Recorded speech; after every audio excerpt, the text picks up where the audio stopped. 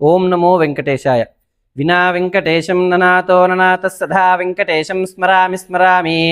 హరే వెంకటేశం ప్రసీద ప్రసీద ప్రియం వెంకటేశం ప్రయచ్చ ప్రయచ్చ. ఓం నమో వెంకటేశాయ.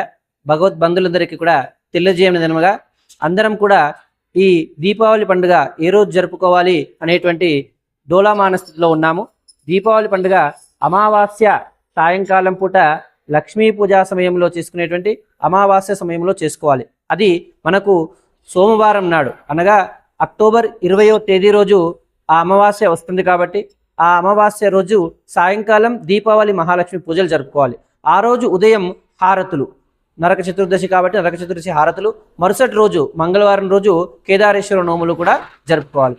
ముందుగా శనివారం రోజు ధన్తెరస్ అంటే ధనత్రయోదశి కాబట్టి ఆ ధన్వంతరి దేవుడి యొక్క పూజా కార్యక్రమాన్ని శనివారం రోజు జరుపుకోవాలి. మరి ఈ ధన్తెరస్ ఎందుకు జరుపుకుంటామంటే క్షీరసాగర మదనం జరుగుతున్నప్పుడు ముందుగా త్రయోదశి రోజు ధన్వంతరి దేవత ఉద్భవించింది కాబట్టి ఆ ధన్వంతరి మహావిష్ణు స్వరూపంగా ఉండేటువంటి ఆ ధన్వంతరిని పూజ చేయడానికి అని చెప్పి ధన్వంతరి తర్వాత ఆ క్షీరసాగర మదనంలో మహాలక్ష్మి ఉద్భవించింది. మరి ఆ మహాలక్ష్మి యొక్క సంపూర్ణ అనుగ్రహం కావడానికి అని చెప్పి ఆ ధన్తెరస్ రోజు కొంచెమైనా సరే బంగారాన్ని కొనుక్కొని వచ్చి ఇంట్లో షోడశోపచార పూజలు చేసుకుని తర్వాత మహాలక్ష్మి పూజ శనివారం రోజు దీపావళి రోజు చేసుకోవడం ద్వారా మన ఇంట్లో సకల సౌభాగ్యాలు కలుగుతూ ఆ మహాలక్ష్మి యొక్క సంపూర్ణ అనుగ్రహం కలుగుతుంది.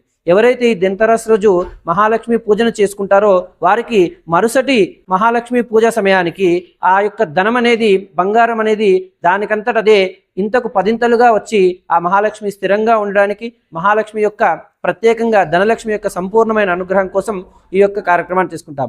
నరక చతుర్దశి మనకందరికీ తెలుసు.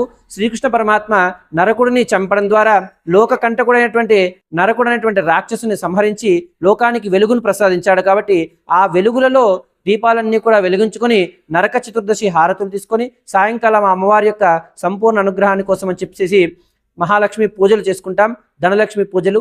మరుసటి రోజు కేదారేశ్వరుడు పార్వతీ పరమేశ్వరుల యొక్క ఆ యొక్క కేదారేశ్వర వ్రతాన్ని మరుసటి రోజు కేదారేశ్వర వ్రతం చేసుకోవడం ద్వారా ఈ యొక్క దీపావళి అమావాస్య మరుసటి రోజు చేసుకునేటువంటి పూజతో ఈ యొక్క కార్యక్రమాన్ని జరుగుతుంది. కాబట్టి భక్తులందరూ కూడా 20 రోజు సాయంకాలం ధనలక్ష్మి పూజలు చేసుకుని మరుసటి రోజు మంగళవారం ఉదయం కేదారేశ్వర నోములు చేసుకోగలని మనవి. ఓం నమో వెంకటేశాయ.